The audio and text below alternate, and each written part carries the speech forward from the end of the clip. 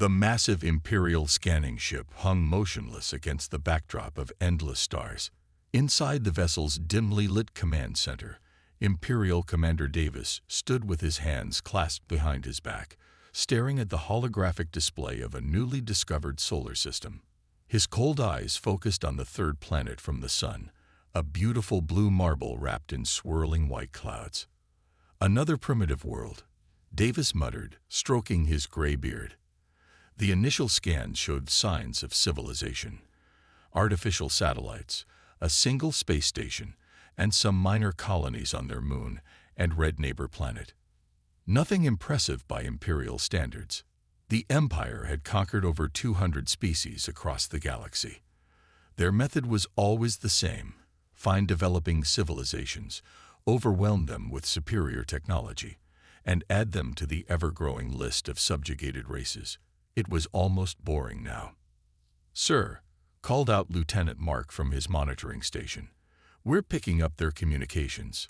They call themselves humans. Their planet is Earth." The lieutenant's fingers danced across the holographic controls, bringing up more data.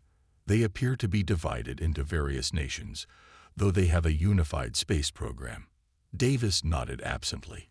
He'd seen this pattern countless times before. "What's their technological level?" "Primitive chemical rockets for the most part, sir. They've managed to establish small bases on their moon and Mars, but nothing beyond their local system. No FTL capability detected. Their weapons are basic, nuclear fission, some fusion experiments, conventional projectile weapons." A thin smile spread across Davis's face. This would be easy, almost too easy. The Empire's smallest cleansing fleet would be more than sufficient. These humans wouldn't know what hit them. "Begin standard conquest protocol," Davis ordered. "Send in Scout Team Alpha for closer observation. I want detailed reports on their military capabilities, population centers, and industrial capacity within 48 hours." The scout ships, sleek and black against the void, slipped into Earth's solar system using their advanced cloaking technology. They moved past the gas giants, through the asteroid belt, and positioned themselves at strategic points around the target planet. What they saw confirmed their initial assessment: primitive orbital defense satellites, basic space stations, and a handful of clumsy-looking warships patrolling near Earth. The humans appeared to be exactly what they seemed: a young species just beginning to reach for the stars. "Scout team reporting, sir," Lieutenant Mark announced after 2 days. "All data confirms initial analysis. Their most advanced weapons are nuclear-tipped missiles with limited range. Their space fleet consists of only 20 ships, all using basic ion engines. No energy shields detected. Their ground forces rely primarily on projectile weapons and armored vehicles." Davis laughed. "Pathetic. They're even more primitive than we thought." He pulled up the standard Imperial conquest checklist on his display. "Prepare the ultimatum message. Give them the usual 30 days to surrender. Send the standard cleansing fleet. No need to waste more resources than necessary." As orders were relayed and ships were prepared, no one on the Imperial vessel noticed anything unusual. No one questioned why such a primitive species had managed to detect neutrino emissions from their cloaked scouts. No one wondered why Earth's defense satellites seemed almost deliberately outdated. And certainly, no one noticed the quantum fluctuations indicating advanced scanning beams, analyzing every inch of their ships. Deep beneath the surface of Mars, in a facility that didn't officially exist, a human operator named John watched the Imperial ships through quantum imaging systems far beyond anything the Empire possessed. He sent a simple encoded message to Earth. They took the bait. The trap that humanity had spent a century preparing was finally ready to spring. As the Imperial ships moved into position to deliver their ultimatum, hidden sensors throughout the solar system recorded their every movement, their every weakness, their every flaw. The Empire thought they were about to begin another routine conquest.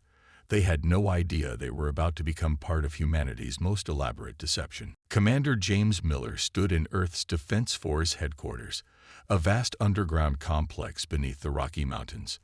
His weathered face showed no emotion as he watched the Imperial ultimatum play on the massive screen before him. The alien message was both simple and arrogant. People of Earth, you have been found by the Galactic Empire. Your civilization is primitive and unworthy of independence. Surrender within 30 days, and you will serve as productive members of our great empire. Resist and face extinction. This is not a negotiation. The room was silent. 20 high-ranking military leaders from around the world sat around the circular table, their faces illuminated by the blue glow of holographic displays. To anyone watching, they might have seemed worried. They weren't. They fell for it, Miller said quietly, a small smile forming on his face. Hook, line, and sinker. General Thompson, head of the Space Fleet, pulled up detailed scans of the Imperial ships. Their technology is exactly what our deep space probes predicted.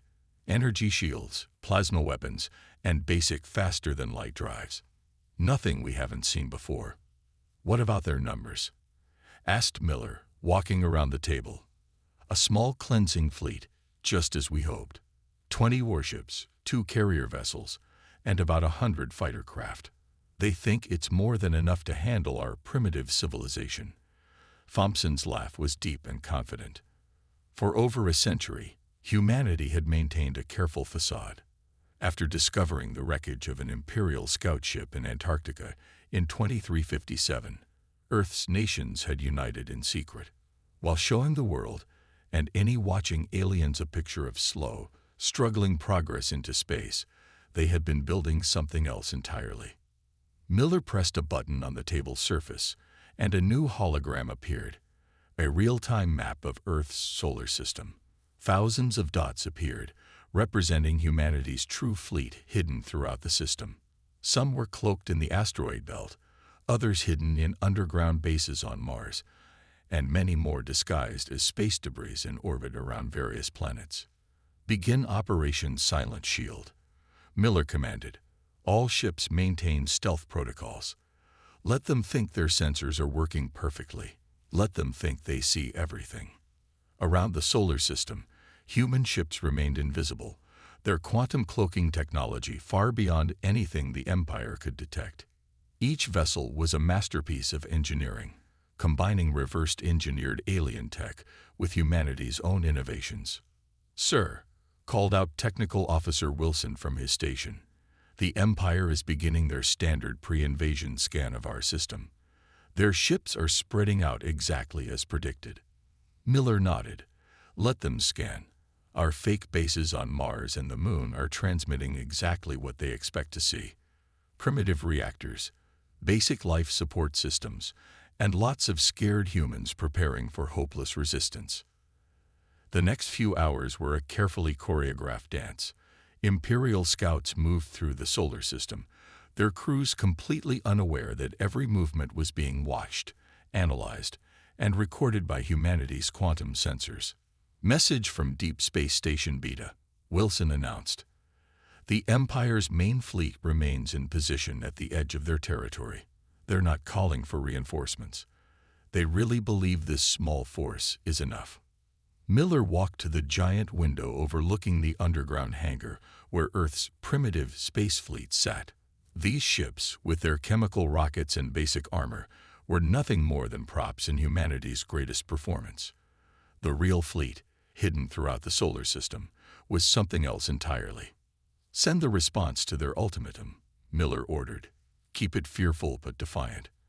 Make them think we're just another primitive species trying to show courage in the face of superior force." The message was sent. "We, the people of Earth, reject your demands. We will defend our home with everything we have. We choose freedom over submission." As the Imperial commanders received this message, they surely smiled at what they saw as brave but futile resistance. They had no idea that humanity was counting down to their destruction, that every move they made was part of a trap centuries in the making. In 29 days, the Empire would learn the true meaning of fear. Deep beneath the red sands of Mars, In a cavern large enough to hold a small city, Captain Tom Parker walked along the bridge of his ship, the Shadow of Earth. The vessel was a masterpiece of human engineering, sleek, black, and deadly. Unlike the primitive ships that the Empire had seen in Earth's orbit, this was humanity's true power. Status report. Parker called out to his crew as warning lights began flashing throughout the underground base. After 28 days of waiting, the activation order had finally arrived. All systems at full power. "Sir," replied First Officer Lisa Brown from her station. "Quantum drive is ready. Weapon systems are charged. Stealth systems are functioning at 100%. The massive cavern housed not just one ship, but hundreds. As emergency lights turned from red to green, the entire fleet began powering up. The sound of thousands of quantum engines humming to life filled the underground space. "Base command to all ships," a voice echoed through the communication system. "Operation Silent Guardian is now active. Launch sequence begins in 30 minutes. Parker turned to his tactical display. The Empire's cleansing fleet was positioned exactly where humanity wanted them, spread out across the solar system, confident in their superiority. They still believed they were dealing with a primitive species that barely understood space travel. "Look at them," Brown said, pointing to the tactical display. "They're not even running active scans anymore. They think they know everything about us." Parker smiled. The Empire's arrogance had been humanity's greatest weapon. While they saw outdated satellites and chemical rockets, humanity's true fleet had grown in secret.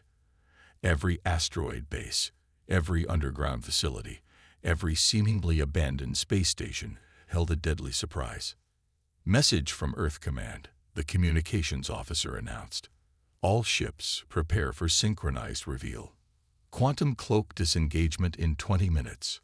Throughout the solar system, similar scenes played out. In the asteroid belt, massive hangar doors hidden within space rocks began to open. Beneath the surface of Europa, ships powered up their engines. In orbit around Saturn, vessels disguised as chunks of ice and rock prepared to show their true nature. "Begin pre-launch checklist," Parker ordered. His crew moved with practiced efficiency, each person knowing their role perfectly. They had trained for this moment for years. The Shadow of Earth was no ordinary warship. Its hull was made of quantum-aligned materials that could absorb or deflect any known weapon.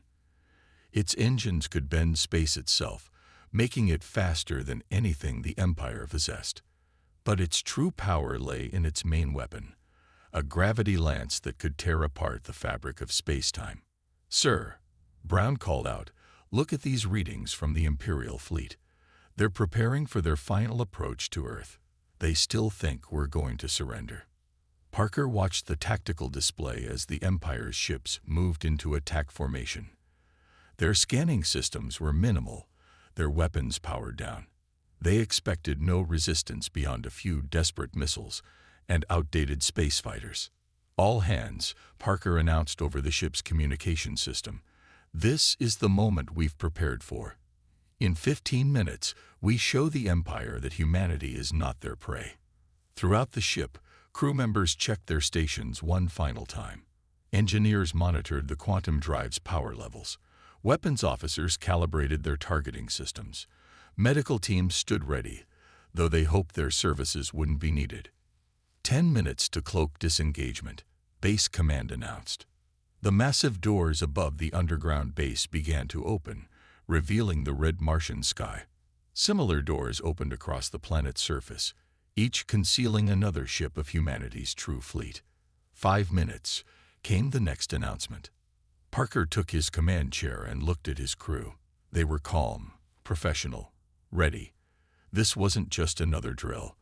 This was the moment when humanity would reveal its true face to the galaxy. "All ships, power to full," Parker ordered. "Prepare to show the Empire what happens when they threaten Earth." The countdown continued as humanity's hidden fleet prepared to emerge from the shadows. The Empire's greatest defeat was about to begin, and they didn't even know it yet. Imperial Captain Robert stood on the bridge of his flagship, the Empire's glory, watching Earth grow larger on the main screen. After 29 days of silence from the humans, he was becoming increasingly uneasy. Something felt wrong. "Status report," he ordered, trying to shake off his concerns. "All ships in attack formation, sir," replied Lieutenant Adams. "Our fighters are ready for launch. Earth's defenses remain unchanged, just those primitive satellites and their small fleet of chemical-powered ships."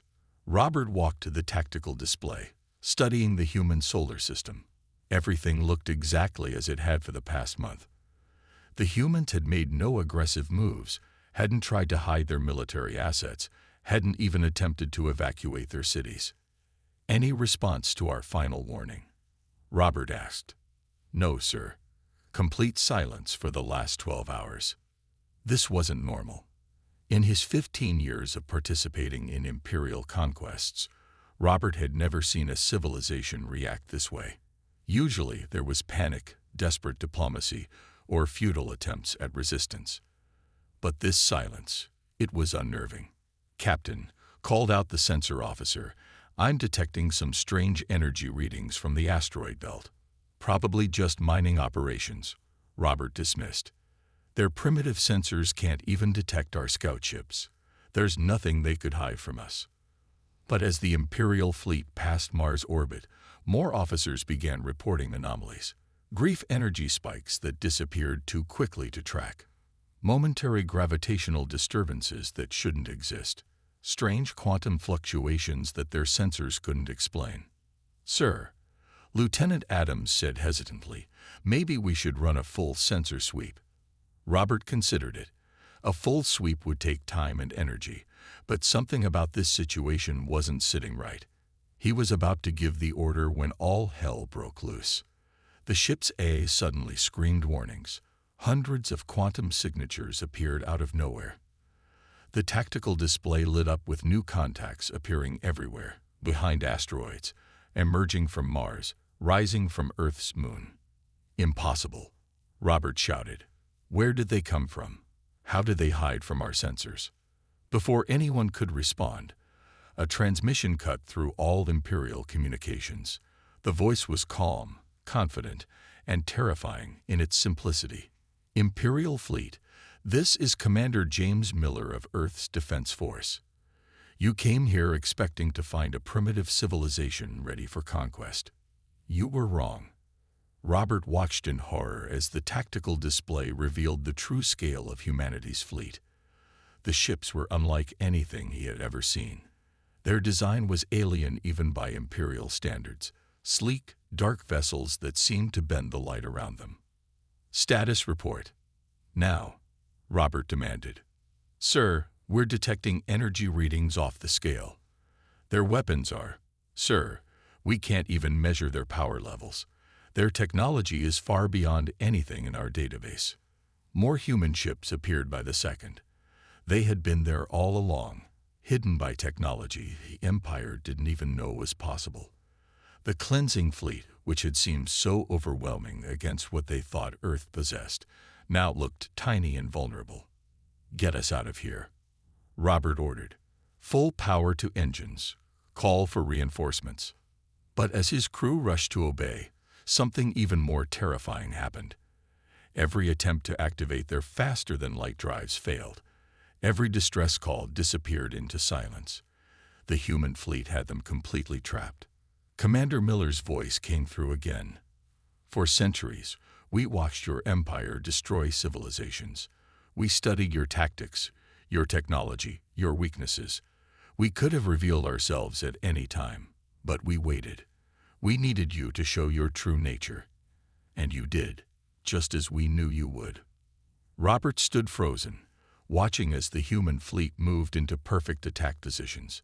His mighty Imperial vessels, the pride of the Empire's conquest fleets, now seemed like toys compared to the forces surrounding them. "All hands, battle stations," he shouted, knowing it was probably futile. "Prepare for." But before he could finish, the real demonstration of humanity's power was about to begin. The trap was set, and the Empire was about to learn the price of their arrogance. Time seemed to freeze as the two fleets faced each other in the cold void of space. Captain Tom Parker of the Shadow of Earth, gave the order that would begin the Empire's nightmare. All ships, execute Battle Plan Alpha. Show them what humanity can really do. The human fleet moved with perfect coordination. Centuries of preparation were about to pay off. The Imperial ships, once so confident in their superiority, now looked like scared animals caught in a trap. First wave, deploy quantum mines, Parker ordered. Thousands of small devices suddenly appeared around the Imperial fleet. They had been there all along, invisible until this moment. Each mine was a masterpiece of human engineering, containing technology that the Empire had never dreamed possible. On the Imperial flagship, Captain Robert watched in horror as his tactical display filled with new threats. Evasive maneuvers. He screamed, "Get us out of here." But it was too late. The quantum mines activated simultaneously. Instead of exploding, they created fields of distorted space-time. Imperial ships found themselves unable to move, their engines struggling against forces they didn't understand. Second wave, begin primary attack, Parker commanded. The Shadow of Earth led the charge, its quantum drive engaging. The ship didn't just move, it seemed to bend reality around itself. One moment it was 1,000 kilometers away from its target. The next it was right alongside an Imperial cruiser. Fire gravity lances, Parker ordered. Beams of concentrated gravitational energy shot from the human ships. Where they hit, Imperial shields didn't just fail. They ceased to exist. The laws of physics themselves became weapons in humanity's hands. "Sir," First Officer Brown called out, Imperial ships attempting to launch fighters. Parker allowed himself a small smile. "Let them. Activate the drone swarms." From behind Mars emerged millions of small, autonomous drones. Each one was smaller than a human hand, but carried technology more advanced than anything on the Imperial capital ships. They swarmed toward the launching Imperial fighters like angry insects. The space around the battling fleets lit up with weapons fire, but while the Imperial ships fired traditional energy weapons and missiles, humanity's vessels unleashed forces that defied conventional physics. Space itself twisted and warped around their targets. On the Imperial flagship, chaos reigned. "Nothing's working." Lieutenant Adams shouted, "Our weapons aren't even reaching their ships. It's like they're not even there when we fire." Captain Robert watched helplessly as his fleet was torn apart. Some ships were caught in gravitational fields so strong they were stretched into impossibly long shapes. Others simply vanished, transported to empty regions of space thousands of kilometers away. A few were trapped in time dilation fields, appearing to move in slow motion. "Message from command," Brown announced on the Shadow of Earth. "Leave one ship intact. They need to carry our message back to the Empire." Parker nodded. "Target the flagship's weapons and engines. Disable them, but leave their life support and communications intact." The battle, if it could even be called that, lasted less than 10 minutes. Of the 20 Imperial warships that had come to conquer Earth, 19 were now either destroyed or reduced to scattered atoms across space. Only the flagship remained, floating helplessly among the debris of its fleet. "Open a channel to the Imperial flagship," Parker ordered. Captain Robert's pale face appeared on the screen. The once proud Imperial officer looked like he had aged years in minutes. "Your Empire has made a grave mistake," Parker said calmly. "You assumed that because we didn't show our power, we had none. You mistook patience for weakness. Our fleet has remained hidden not out of fear, but because we were waiting to see if your Empire could learn to live in peace. You failed that test." He paused, letting his words sink in. "Return to your Empire. Show them what happened here. Tell them that humanity is coming. Not for revenge, not for conquest, but to free every world you've enslaved. The age of the Empire is over." As the crippled Imperial flagship limped away, Parker watched the debris field that had once been a proud conquest fleet. This was just the beginning. Humanity's hidden fleet was about to change the galaxy forever. The Imperial Palace on Capital World was in complete chaos. The surviving ship from Earth had just arrived, and its message spread through the Empire like a shockwave. In the Grand Council chamber, decorated with the flags of 200 conquered worlds, Emperor Marcus watched the battle footage for the 10th time. "Impossible," he whispered, but the evidence played before him again and again. A holographic display showed Imperial ships being torn apart by weapons that shouldn't exist. It showed human vessels appearing and disappearing at will, ignoring the basic laws of physics. It showed the complete destruction of an Imperial cleansing fleet in less than 10 minutes. "My Emperor," High Admiral Bill spoke carefully, "the footage has been verified. There is no deception. This really happened." The Emperor gripped his throne's armrests until his knuckles turned white. Around him, his advisors and military leaders watched in terrified silence as the recording continued playing. "How?" Marcus demanded. "How did we not know? How did they hide this level of technology from us?" The answer came in the form of another transmission. This one broadcast simultaneously to every world in the Empire. On countless planets, in millions of homes and public spaces, screens came to life with a message from Earth. Commander James Miller's face appeared everywhere. He sat calmly at a desk, wearing a simple black uniform with no decorations or medals. His voice was steady and firm. "People of the Galactic Empire, I speak to you today not as an enemy, but as a liberator. For centuries, we watched your empire expand.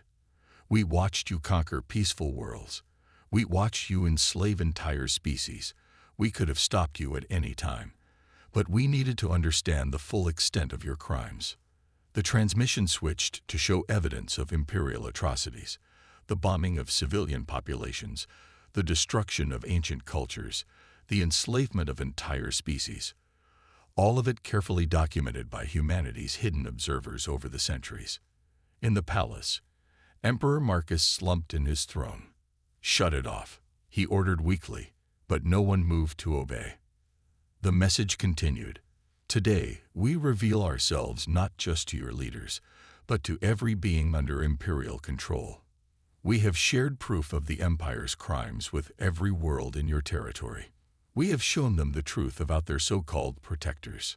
On thousands of conquered worlds, people watched in amazement.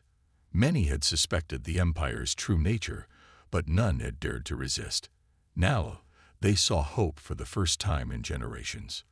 We are not coming to conquer you," Miller continued. "We are coming to set you free. To every enslaved world, your chains are about to break. To every Imperial soldier, you have a choice. Stand with freedom or fall with your empire." Reports began flooding into the palace. Rebellions were erupting on dozens of worlds. Imperial garrisons were surrendering or joining the uprisings. The carefully maintained structure of control was collapsing. "Our fleet is already moving," Miller's message went on. "We have ships positioned near every major Imperial world. We've been there for years, watching, waiting. Your sensors cannot detect us. Your weapons cannot harm us. Your ships cannot escape us." In orbit around Capital World, space itself seemed to ripple as hundreds of human ships decloaked. The Imperial Home Fleet, the largest concentration of military power in the galaxy, suddenly looked small and vulnerable. To the Empire's leadership, Miller's voice grew harder. "Your reign of terror ends today. Not with a grand battle, but with the simple truth. You were never as powerful as you thought. Humanity was never as weak as you believed." The Emperor watched as his palace guards threw down their weapons and ran. His advisors and generals slipped away one by one. Outside, he could hear the sounds of celebration in the streets. "The age of the Empire is over," Miller concluded. "The age of freedom begins."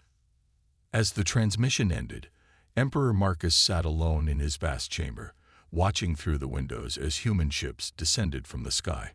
He finally understood the Empire's fatal mistake. They had mistaken patience for weakness and preparation for primitiveness. The galaxy would never be the same. 1 month after humanity's revelation, the galaxy had changed forever. Commander James Miller stood at the window of the new Galactic Council chamber, built in what was once the Imperial Palace. Below him, representatives from hundreds of worlds gathered for the first time as equals. "Quite a change, isn't it?" Captain Tom Parker said, joining him at the window. The hero of the Mars fleet now wore the simple uniform of the Earth Defense Force, without any special recognition for his role in the Empire's defeat. 300 years of preparation, Miller replied, all to avoid a war that could have destroyed billions. The chamber below was filling with delegates. Former imperial worlds sat beside newly freed civilizations. Species that had been enemies under imperial rule now worked together to build something new. It was chaos, but it was free chaos. "Report from the outer systems," First Officer Brown announced, walking up with a datapad. "The last imperial holdouts have surrendered. The Empire is officially no more." Miller nodded. The Empire had fallen not through a prolonged war, but through a single demonstration of power followed by the revelation of truth. Humanity's approach had saved countless lives on both sides. "And Emperor Marcus?" Parker asked. "Found trying to escape in a civilian transport," Brown replied. "He's been taken to the Justice Center. He'll face trial alongside other imperial leaders, with defense lawyers and proper justice. Everything the Empire denied its victims." In the chamber below, the first session was about to begin. The agenda was massive: rebuilding damaged worlds, establishing fair trade routes, ensuring no single power could ever dominate the galaxy again. "Message from Earth," Brown said, checking another notification. "The hidden fleets are nearly fully decloaked. Over 10,000 ships revealing themselves across the galaxy. The delegates below are about to learn just how long we've been watching over them." Miller turned from the window. "It's time they learned the whole truth about why we waited, why we watched, why we let the Empire think we were primitive." He walked to the speaker's podium, looking out over the assembled delegates. Former enemies sat side by side, all watching him with a mixture of fear, respect, and hope. "Representatives of the free galaxy," Miller began, his voice carrying to every corner of the chamber. "Today, humanity will share everything we know. Our technology, our knowledge, our history. But first, you deserve to know why we waited so long to act." The chamber fell silent. This was the question everyone had been asking. Why had humanity, with all its power, allowed the Empire to cause so much suffering? 3 centuries ago, we discovered we weren't alone in the universe. We found a crashed Imperial scout ship, and with it, the truth about the Empire. We could have fought them then, but war would have devastated the galaxy. Instead, we chose a longer path. Miller activated a holographic display, showing the vast network of hidden human outposts and observation posts throughout the galaxy. We hid our true power and watched. We studied the Empire's weaknesses, yes, but more importantly, we studied all of you. We watched as conquered worlds kept their cultures alive in secret. We saw acts of kindness between supposed enemies. We witnessed the strength of spirits that couldn't be broken. The delegates murmured as they recognized their own worlds in the display, realizing humanity had been their unseen guardians all along. We didn't just wait to defeat the Empire. We waited to ensure that what came after would be better. We waited until we were certain that the galaxy was ready to unite, not through force, but through choice. Miller gestured to the chamber around them. "Look at this room. Former enemies sitting together, working together. This is why we waited. Not for revenge, not for power, but for this moment, when the galaxy could truly be free." As Miller finished speaking, the chamber erupted in applause. Outside, the sun was setting on the former Imperial capital, its light catching on the hulls of Earth's ships hovering protectively in the sky. The Empire had thought they were the greatest power in the galaxy. Instead, they had merely been part of humanity's longest lesson. That true power lies not in conquest, but in the patience to build something better. The real work of building a free galaxy was just beginning.